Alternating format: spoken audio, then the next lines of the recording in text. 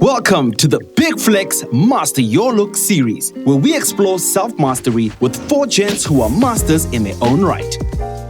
Brought to you by Big Shavers. We're joined by the talented and insightful Knock Music. Our #1 king of puns, Sol Penduka. Fitness and business guru, Yanez Vermeuren. And actor extraordinaire, Sandile Mahlangu. We all know that how you present yourself to the world can determine your success. But mastery begins before you've even left the door. Now, this is the sole reason that we all gathered here today to share our different perspectives and talk about the mastery of the most important aspects of our lives to ultimately master your game. Let's get straight into it, starting with the topics of self-care and grooming. What does personal and self-care and grooming look like to you? Life sort of takes a dip and the grooming sort of takes a back seat, right? Because there's other things to work on, finances, relationship, your inner peace, your mental health. And to me, in that hierarchy, it's after certain things. So I'm at a point in my life now because presentation is everything, you know?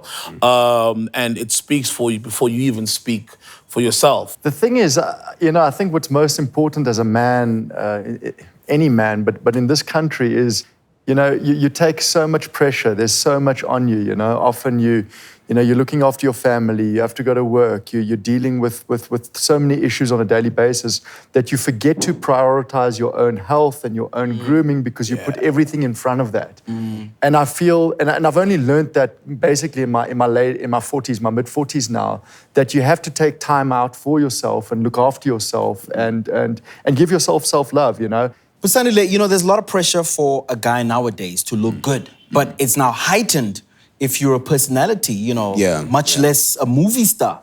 So do you feel like you're under tremendous pressure to constantly maintain? When you love something, that's what it speaks to me, love. When you love something, you take care of it. It's self-love in an actual way. If you have a car and you love it, you take care of it. So why is it that we like to put our self-care last? When this is the body, this is the face that I'll be using for my entire life. When I was 16, I had crazy acne.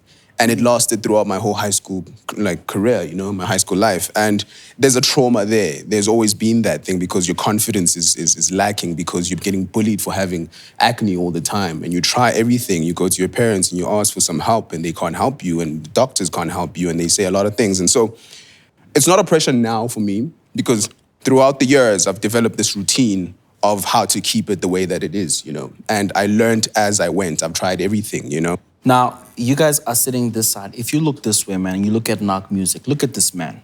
Flawless, skin is impeccable. Do you know what I mean? So I need to know, what products are you using? What is your morning regimen? Because you always look ready for camera. So there's no regime I follow in terms of taking care of my skin. It's just something that's always been there. But with that said, I don't want it to get to a point where it gets to that because of me not taking care of myself. But you're shaving every day. Yeah. And you're shaving. I'm shaving. The shave is happening all the way around. It's everywhere. Big flex between you. And in juxtapose? Okay, so that skin thing was my big flex. But one thing that I don't like is that when my facial hair starts growing, I'm the ingrowns. And that kind of messes up with my confidence a bit. So sometimes I'm so busy that I don't even have the time to shave.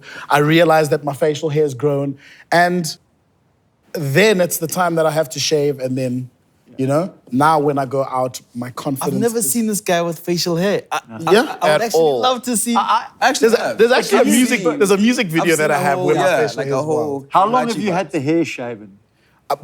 So the reason my hair is shaven is because I started going bald at about age 24. Okay. And have you ever thought of doing what I did? Yanez knows the guy. You know what I mean? Yeah. I actually saw your post on social media regarding that, and I gave it some thought. Yeah. But I've gotten so confident in being the way that I am. It's your identity. All right, gents, we're going to move on. We're now talking about relationshiping. Relationships are something that take a lot of work, and it doesn't just happen quickly. Yeah. You have to spend years and years mastering And I personally feel like I'm not close to mastering it. Sure. Not close to mastering it. Everything I do in my life is for my kids and my wife. And we have a beautiful relationship. But within that relationship, there are ups and downs, and there are moments where it's good. And I'll be the first to admit when things are tough, and I need to learn this is one of the things I haven't mastered is, my wife becomes, unfortunately, the lady that I put a lot of the pressure onto, because she's the one I love the most. She's the one I'm closest to. And it's unfair that I sometimes, make her carry all of my problems and my issues. And that's where we constantly have to learn and try and fix ourselves and improve ourselves. Sure. Busandile, Yes. and please share as much as you can, brother, in the dating space, right? Do we enjoy the same privileges, where you can offload on somebody, or is it because, it's a little bit of a rotisserie, we keep it moving. If it gets too tough, on to the next. What's the dating scene like from that perspective, especially? My current relationship taught me something that I need to myself personally deal with, and it's childhood traumas and it's previous traumas. It is amazing to be with a person who you can offload onto. Yeah. And that is built through having deep conversations with the person. Let's not always have that shallow, on the face value conversation. Superficial. Let's really go there. Let's have a conversation. I mean, my current relationship, we sat on the couch for 4 months talking. We didn't even go out. Didn't even go, be seen. We sat there talking, really trying to understand what makes you tick and what makes me tick. And through the conversations, we learn from each other and also learn from each other about ourselves, We've spoken about grooming, we've spoken about relationshiping, we've spoken about self-care. Yeah. So money and career, where does that rate in comparison? We know lots of people with money who are not happy. And we've seen that happen before, time and time again. Yeah. It's important, but it's not the ultimate thing. That's the most important thing of them all. Over Would you put health. career in that same No, bracket as because well? career plays a huge role in your purpose, mental health, most importantly, and overall well-being and happiness. And there's people who are happy and they don't make that much. Yeah, There's yeah. people who are frustrated but don't love what they do for a living. Budnak, you're somebody who has grown a business. Talk about, the upskilling that was necessary to reach this point, and how much more upskilling is necessary to take it even further. Cool. Yeah, like I said, you never know it all. Yeah. But for the longest of time, I was working so hard, and I didn't really know what the plan was beyond this. Yeah. But all I knew is that I wanted to be financially literate. When I started on Generations, by the 18th of every month, I'd spent all my earnings. Sheesh. I'd obviously made sure that I paid for rent, which was done. That was out the way, $2,500, but everything else was going out every single day. It's only when I had less than 1,000 Rand did I start waking up. And I put 500 Rand into my little Polo, and then 300 Rand is, between me and poverty. And it's when I was called into contract negotiations. So we were told the Monday that Thursday is contract negotiations and we'll see if we need you or not. And I really started stressing. And I said, I've wanted this dream for so long, I'm finally here. And if this contract doesn't extend, all I'll have achieved in this year is fame.